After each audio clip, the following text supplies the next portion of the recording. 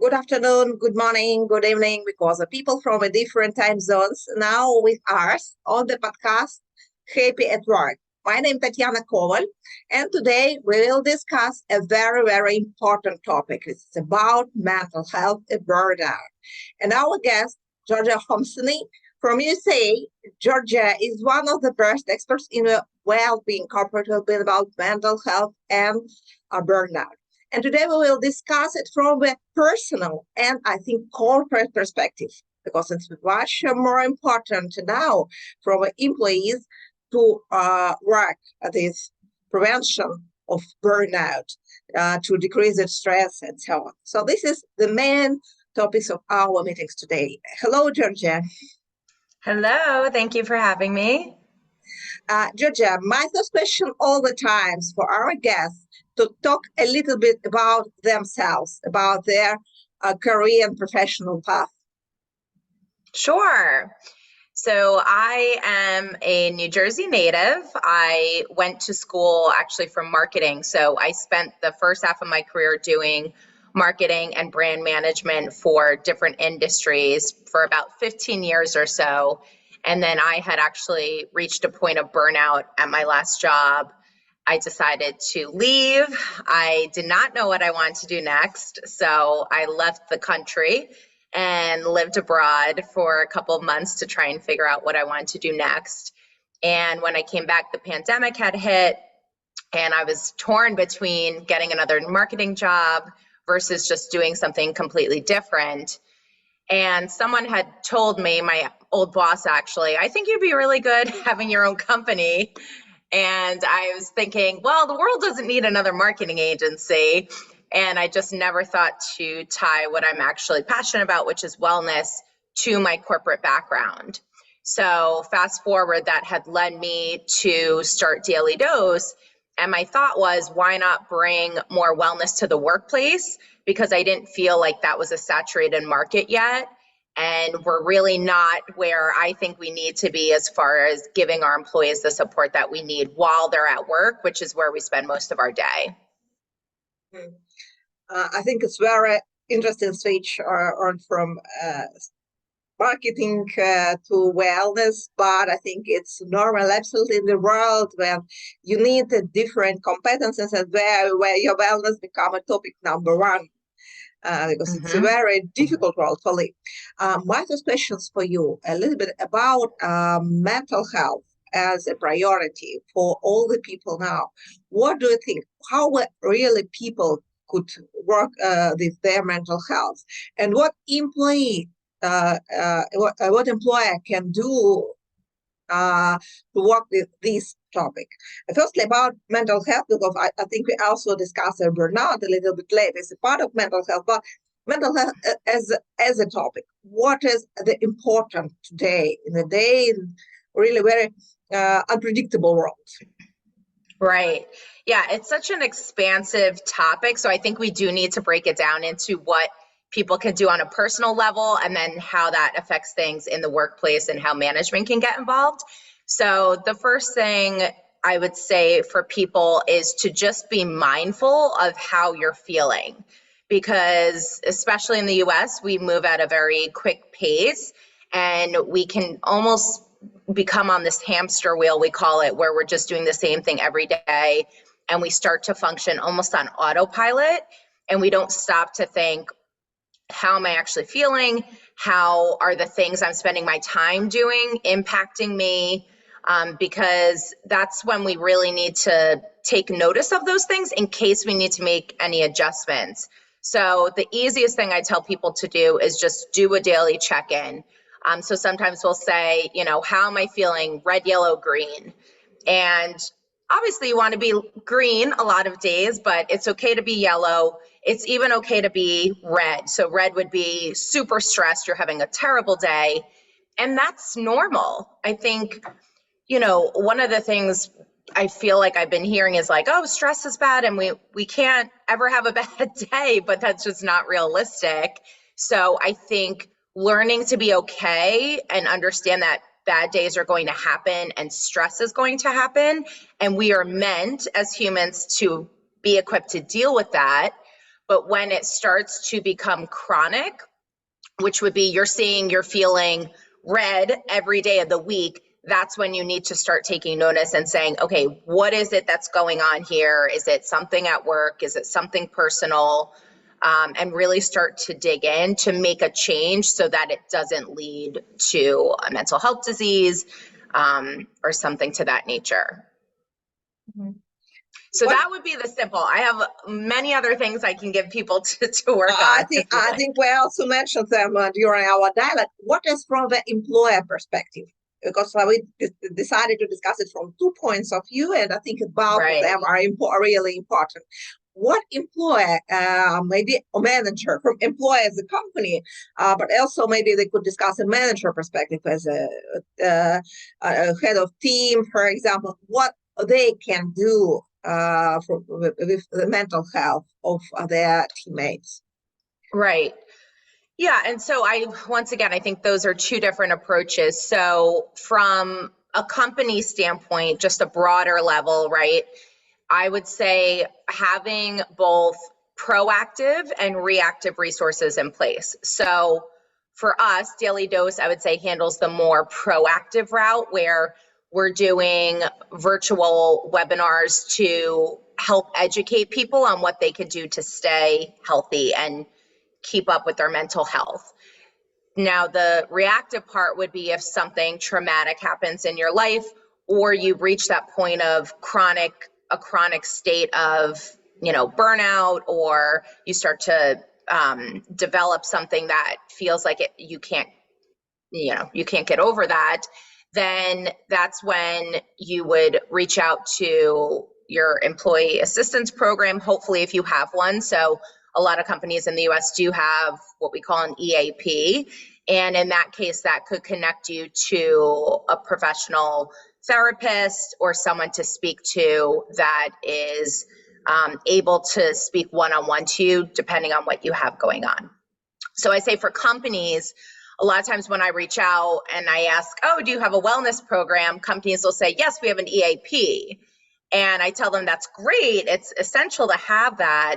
But often when an employee gets to that point, they're already in panic mode and they've already reached that point that we hope that they don't get to. Now, there's of course things that come up in our lives that will always happen, but the chronic stress, the chronic mental health disorders that are happening, that's what we want to see if we can get ahead of. And sometimes they start when we're teenagers. So it really is, a complex subject to dive into, but we try to tell people at least make sure you're having proactive things in place, like encouraging employee breaks during the day.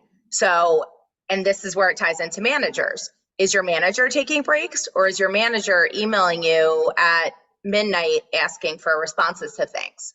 So we really encourage the management to lead by example. And if your boss is taking a lunch break, you're going to be more inclined to think it's okay to take a lunch break, versus seeing them eat lunch at their desk. I want to discuss a little bit about burnout and about stress. The job, it's a normal part what we have a stress during a job, because if we are a responsible person, they could feel it. It's a normal part of us. But if we feel overstressed, but the more if we become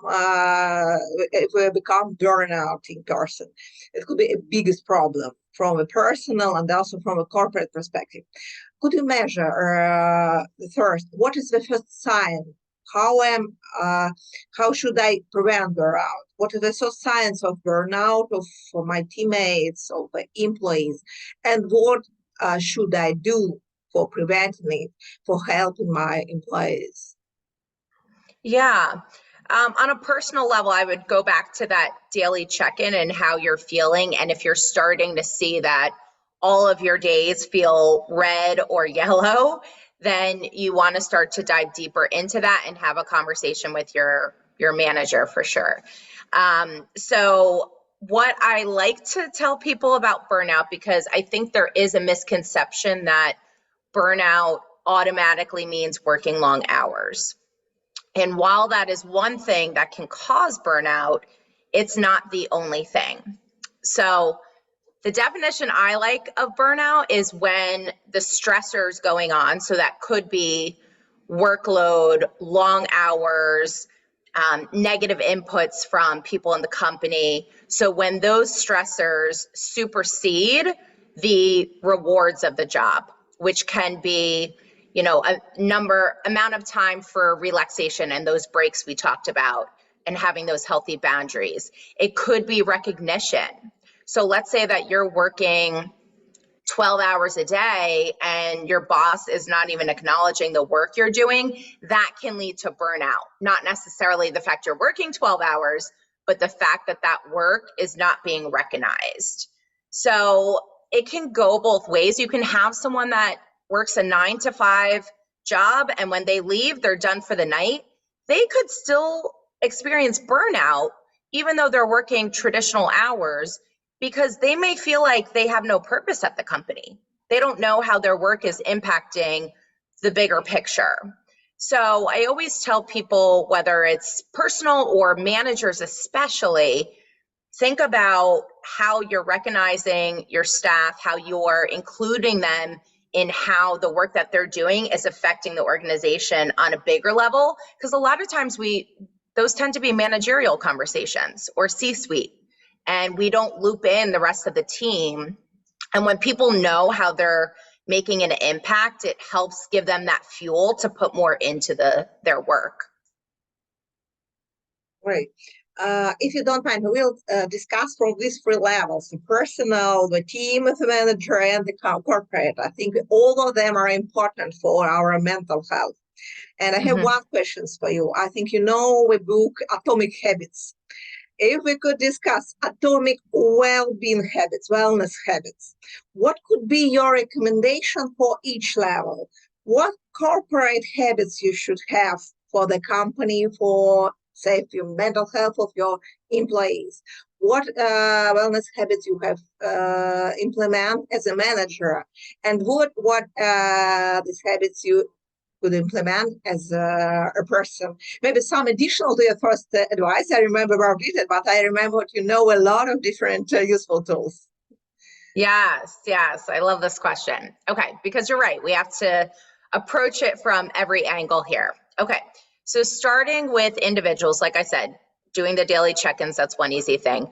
Meditation is huge. So meditation really can affect our brain and affect our mood, and really impact not only how we're dealing with stress when it happens, but the more we meditate over time, it actually builds stress resilience. And what that means is then, let's say a week from, you're meditating every day, and then one day you're dealt with a stressful situation, you don't even necessarily have to meditate in that moment to relieve that stress, but because you regularly meditate, your brain will be better equipped to be able to handle that stress. So you're not responding in what we call emotion mind, where you're just quickly reacting to something without processing it. So meditation is one of the things I swear by. Now, it's very difficult to meditate. I hear you, for anyone that's thinking, oh, I've tried it, I can't meditate. But even start small. So that could be a minute a day, and then build up to 5 minutes a day. I recommend for people to do it first thing in the morning when they wake up, or when they go to sleep at night, because it can also help you fall asleep. And I recommend a guided meditation, because obviously if we're sitting there trying to just, close our eyes and be silent, all the thoughts are going to be going through our heads. So I usually recommend an app like Headspace or Calm that can do a guided meditation. So that would definitely be something on a personal level. I also think getting outside hugely helps our mental health. And when we're talking about burnout specifically, I think people believe that if they take a break at work, then they're set back and they can't finish, it'll take them longer to finish their work. But the reality is that our brains are not meant to work for extended amounts of time without that rest. So what can you do to get outside, be in the sunshine? I know we're coming into winter here, but anything you can do to get outside, get some sunlight, get some fresh air.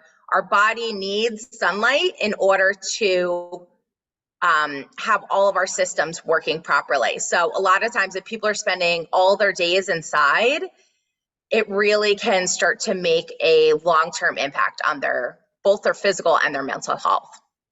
So those are a couple things I would say on the personal level. From a managerial standpoint, I think the best thing you can do is be close to your team where you know what's going on with them. Because the closer you are and the better relationships you have with your team and know what a typical, personality is like with someone, you'll start to notice that if their behavior changes, then that's when something deeper may be going on. So are they showing up to meetings late?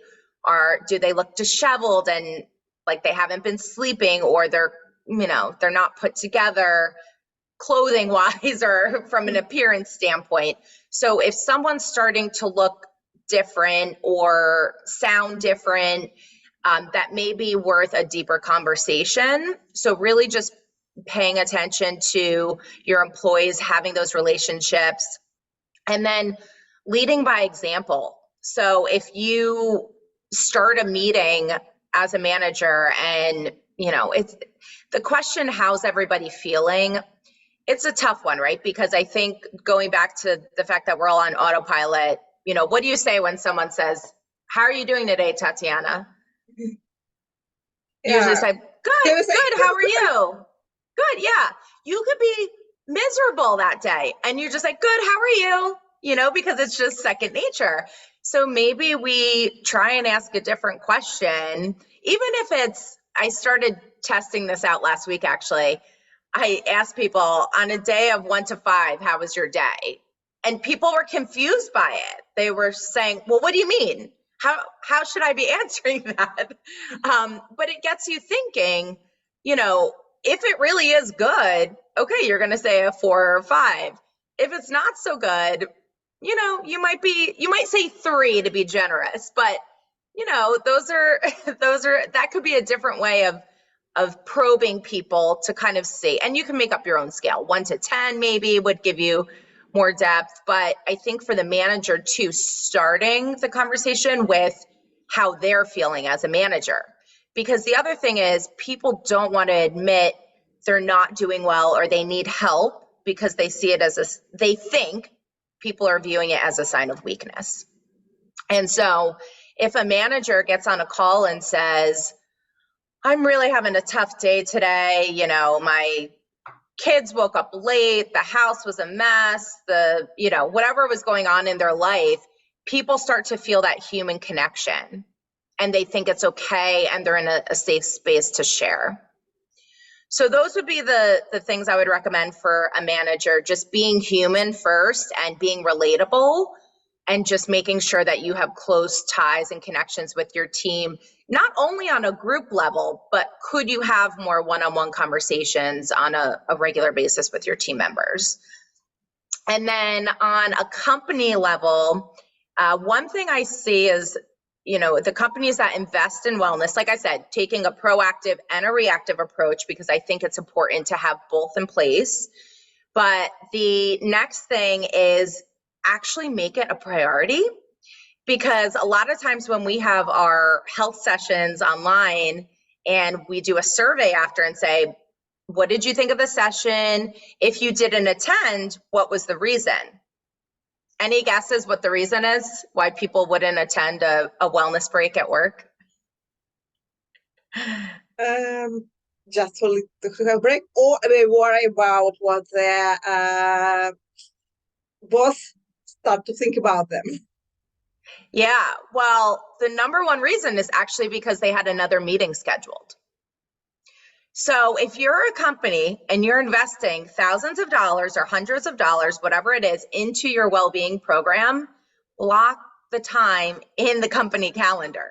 actually show that this is a priority and there aren't to be any other meetings scheduled during this time. That is the number one thing I try to encourage people that we work with to do. Now, I know that things come up, but should they? If it was a company-wide meeting, you would block that on the calendar and nothing would be able to interfere with that. So if wellness is really a priority and we want to set this example as a leadership team, then there aren't to be any other meetings scheduled during our wellness breaks. So that would be the things I would recommend as a company. Make sure you're thinking about it proactively and reactively together, and then really prioritizing it and building it into the culture by actually blocking that time off for doing those activities. And then another thing actually is just sharing the results. So I think sometimes it can be tough to get people on board with a new program, and it takes time to build momentum. So I always tell people wellness in the workplace is something that will affect your healthcare costs and your productivity, but it's going to take time. It is a long run strategy. So when you're doing this, continue to communicate it with employees, because sometimes they'll let people know in the onboarding process, and then an employee might be with the company 5 years and they forget what resources are in place. So continue communicating and then share the wins. So we give a lot of survey data after our programs. So share that with the team saying, hey, everyone just did this nutrition challenge and 50% of people are eating, have double the amount of vegetables they're eating on a daily basis. Just fun ways so that people are thinking, oh, I didn't know there was a nutrition challenge. I'm going to have to participate in that next time. And you just keep the culture going where it's integrating into that culture, and you're trying to loop people in and make them feel like they're part of that. Really great advice, I think. What I want to discuss with you, this is about topic of mental health. Now it become more easily to speak about it, but in most companies, in most cultures, people worry, what if I start to talk about my mental health improvement? Maybe I would have any problems, and people will look at me as a person who have some problems, who unreliable person, and this is a risk for me from my job perspective, from my career perspective. What could you recommend for the company who want to build a really open discussion about these topics? Because it's really important, but you need to give a sign to your employees if you feel stress, if you feel yourself burnout, if you want to discuss how to improve your mental health, we are open for this discussion. That no shaming, no blaming, no problems with your career. What advice could you give? Because it is from a different perspective of different countries, because we have a different situation in different countries. In some countries, for example, if you go to psychology, a lot of people think something wrong with you. It means what you are really ill, and you try to keep it in yourself, inside your family, never share it. In another countries, like you say, this is a norm for people to talk about it, to do this. So from a different perspective, the company decided to promote these topics, because they understand that if they really will work with mental health aware employees, it gives them a lot of bonuses, as you mentioned, about employee to know decrease about productivity, decrease of costs, medication costs. What is your advice? How to come to work with these topics in the public company space?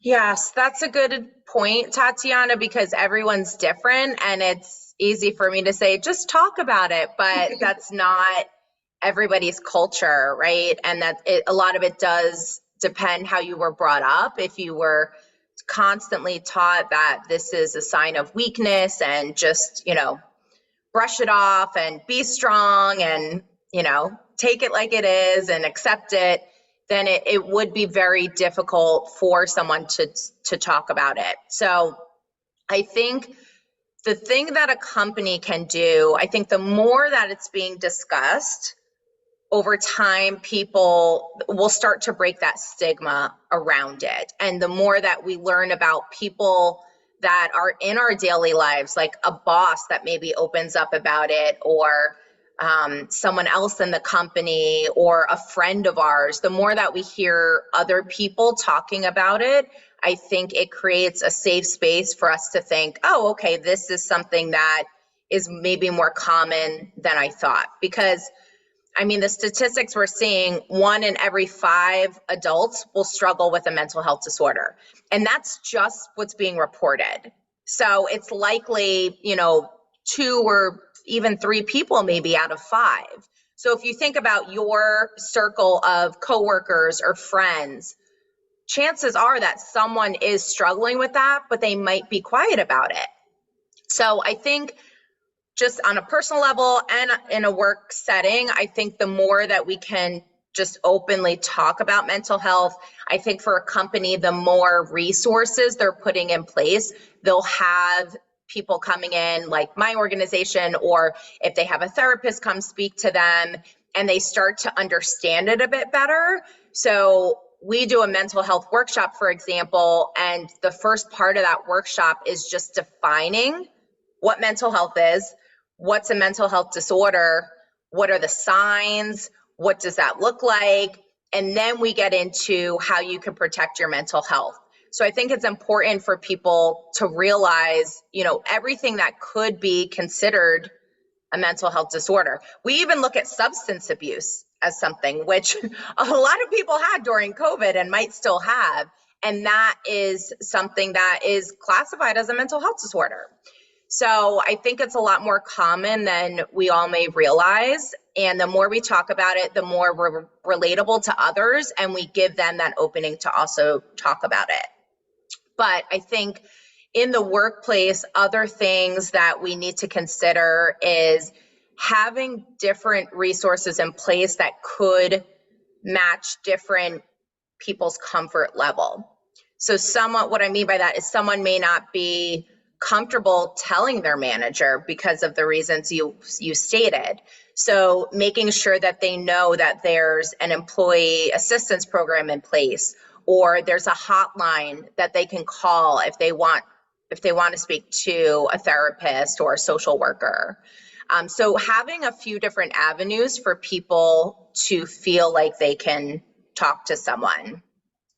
Another thing I'll say is, if you are a manager and your employee does come to you and opens up about something related to this, then really be mindful of how you're responding, because I think as humans, we want to help people, right? We want to fix the problem.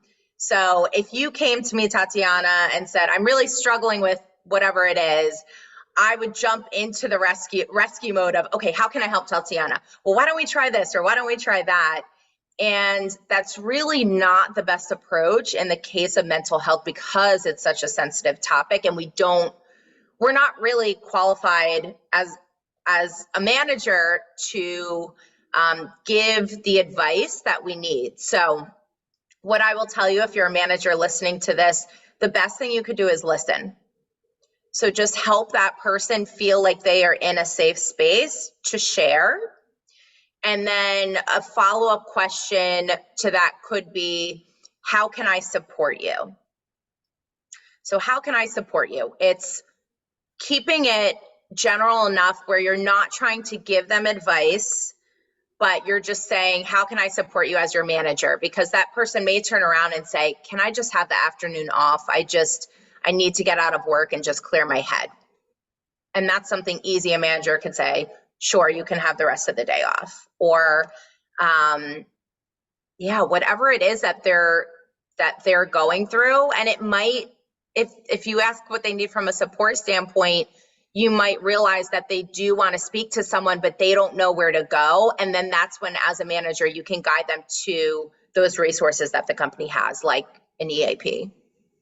Mm-hmm. I want to one more question from the corporate perspective. As we know, in the USA, we have a really workaholic culture. So the people like to work a lot. If comparing, for example, European culture, it's much more different. And sometimes it means what we don't have a lot of boundaries between our private life, between our work life, especially in a situation of remote work and a hybrid world. What is your recommendation to the company who want to change their culture, want to become more healthier, stay productive, but doing it by the more healthier way?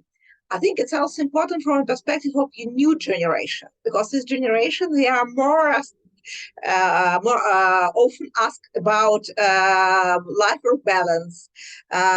Very interesting now, it's ideas of life-work integration. Means what you have boundaries, but all the times work until you become 40, 45 years, and after that you're fully burned out and go out. Right. From It's the too company. late at that point. Yeah. What if company want to change their culture? What could you recommend? From which steps the company should come to this way? Yeah, listen, it is not easy to change culture, and it's something that does take time. So I would say start by making it a process, right? Instead of just trying to change the company culture overnight, because people need to adjust to change in increments.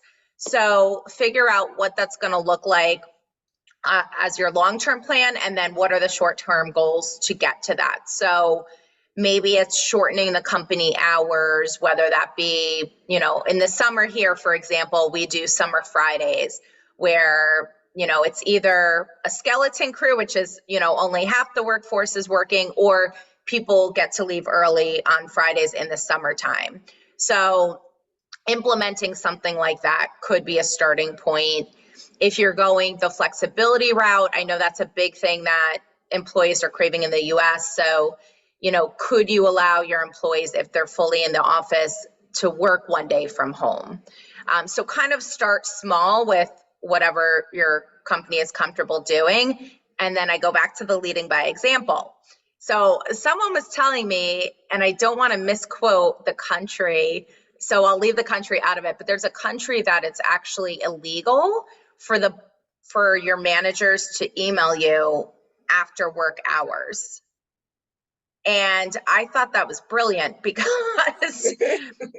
I think even if your manager's saying, I might email you, but you don't have to respond, we feel like we have to respond, especially if we are one of those people that prides ourselves on being good at our job and we want that validation. We're trying to be quick and trying to be the best employee we could be. If our phone notifies that our boss emailed us something, we could be at the dinner table and we're responding to someone on our phone.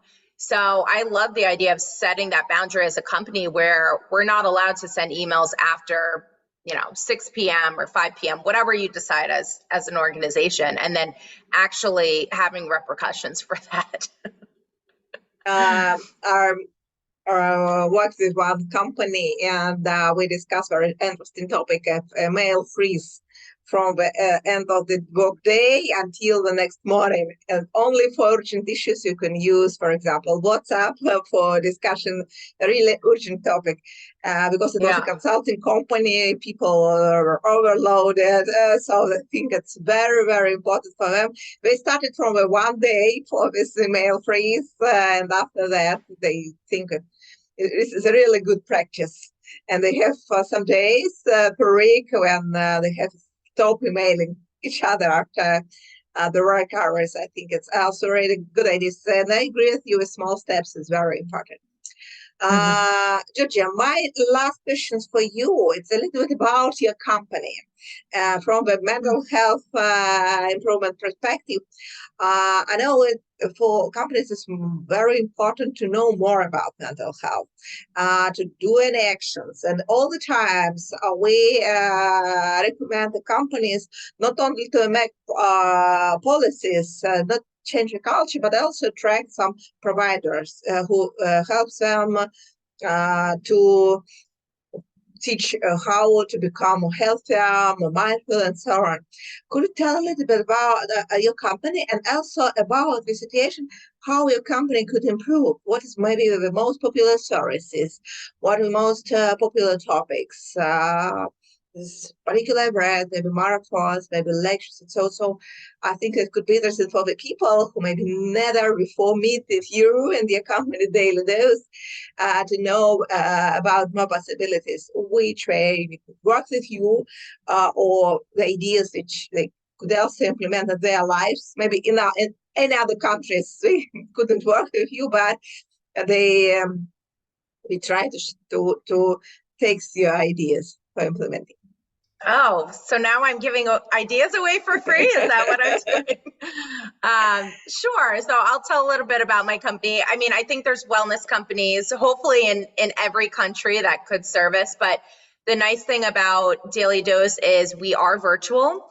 So that wasn't the intent. We had planned to when I started the business to do in-person services, and then because the pandemic lasted longer, we went virtual, and we have the ability to do in person where we're based, which is Raleigh, North Carolina, but all of our clients are actually virtual.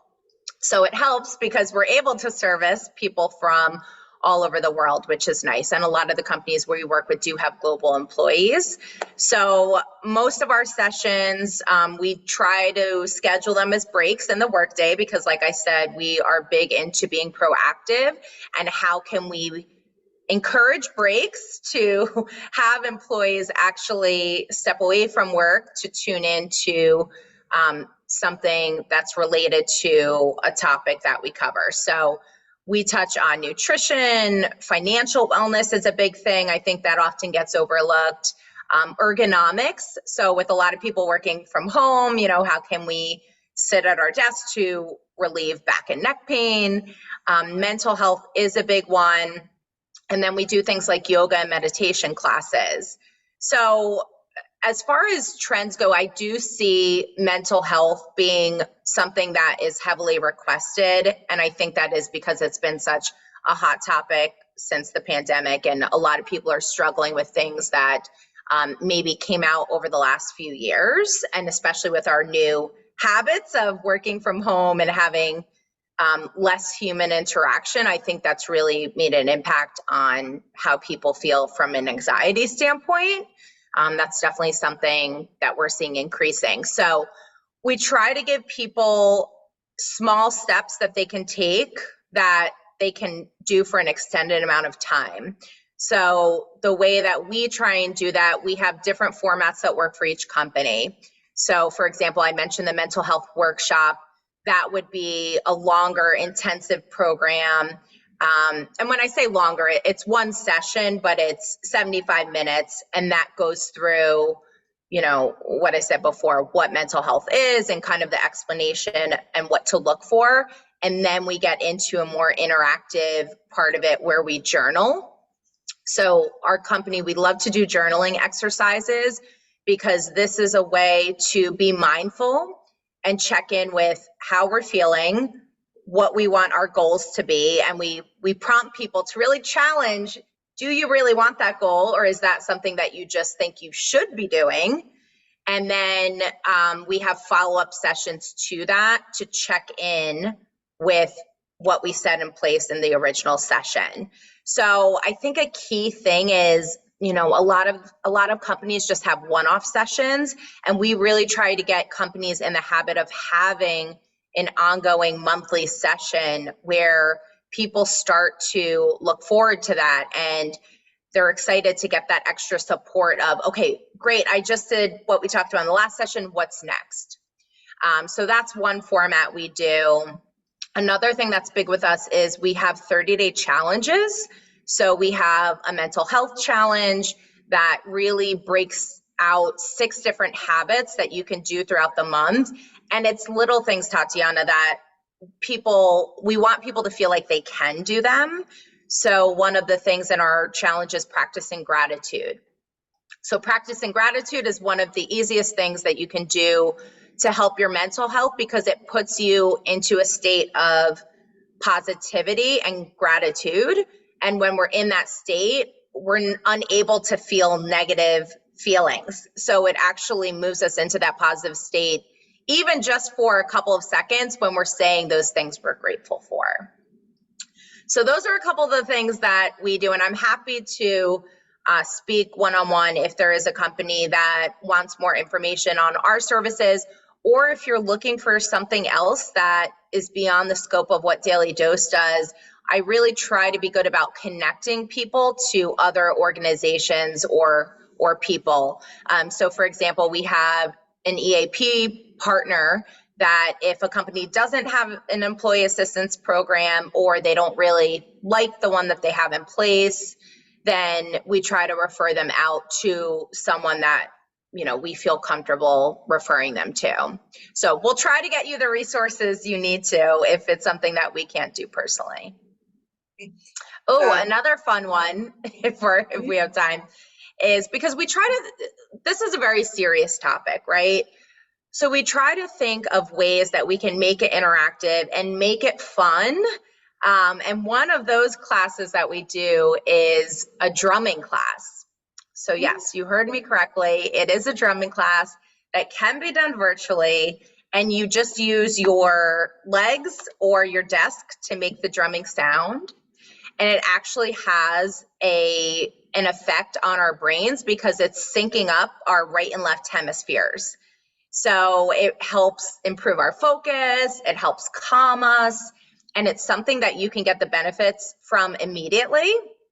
So we do drumming classes and drumming workshops to really help educate people, and then employees could join and we can do an interactive drumming class, and that helps have mental health benefits. So we try to come up with fun ideas like that.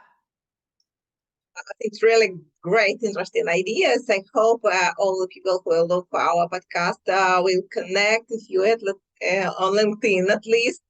Yes, please. Georgia, thank you for your time. Thank you for your expertise and your openness to share it with the people who watch our podcast, Happy at Work. Thank you. Stay in connection on LinkedIn.